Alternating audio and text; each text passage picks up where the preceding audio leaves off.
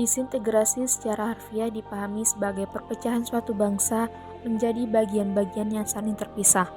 Bila dicermati, adanya gerakan pemisah diri sebenarnya sering tidak berangkat dari idealisme untuk berdiri sendiri akibat dari ketidakpuasan yang mendasar dari perlakuan pemerintah terhadap wilayah atau kelompok minoritas seperti masalah otonomi daerah, keadilan sosial, keseimbangan pembangunan, pemerataan, dan hal-hal yang sejenis.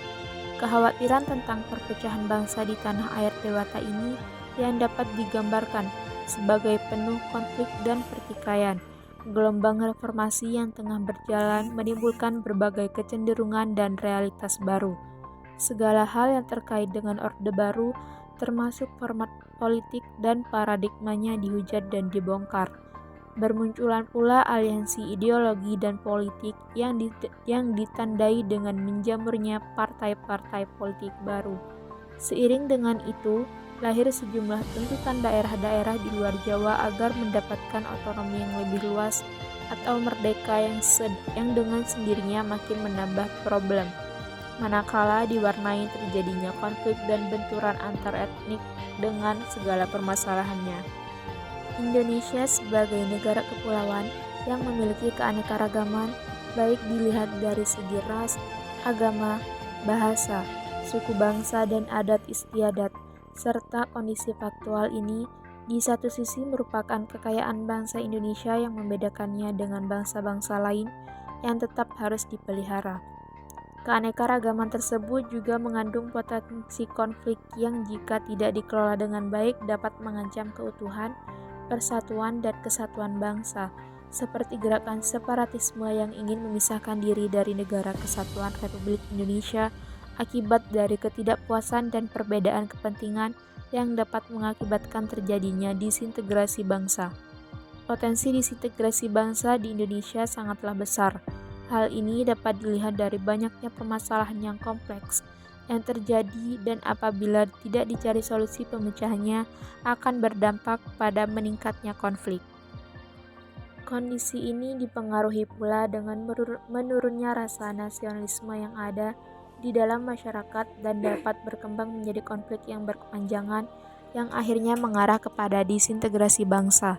Apabila tidak cepat dilakukan tindakan-tindakan yang bijaksana untuk mencegah dan menanggulanginya sampai pada akar permasalahannya secara tuntas, maka akan menjadi problem yang berkepanjangan. Nasionalisme yang melambangkan jati diri bangsa Indonesia yang selama ini demikian kukuh, kini mulai memperlihatkan keruntuhan. Asas persamaan digerogoti oleh ketidakadilan pengalokasian kekayaan yang tidak berimbang antara pusat dan daerah selama ini. Menurut Aristoteles, persoalan asas kesejahteraan yang terlalu diumbar merupakan salah satu sebab ancaman disintegrasi bangsa, di samping instabilitas yang diakibatkan oleh para pelaku politik yang tidak lagi bersikap netral. Meskipun barangkali filosof politik klasik Aristoteles dianggap usang, namun bisa dilihat dalam konteks masa kini, orientasinya tetap bisa dijadikan sebagai acuan, paling tidak untuk melihat sebab-sebab munculnya disintegrasi bangsa. Maka menyikapi berbagai kasus dan tuntutan yang mengemuka dari berbagai daerah sudah barang tentu diperlukan konsekuensi politik dan legitimasi, bukan janji-janji sebagaimana yang dikhawatirkan oleh banyak kalangan. Indonesia akan disintegrasi atau tidak, pasti akan menimbulkan pro dan kontra yang disebabkan dari sudut pandang mana yang digunakan. Reformasi sudah berjalan kurang lebih 10 tahun. Apa yang telah didapat, bahkan rakyat kecil sudah mulai menilai bahwa kehidupan di masa Orde Baru lebih baik bila dibandingkan dengan saat ini.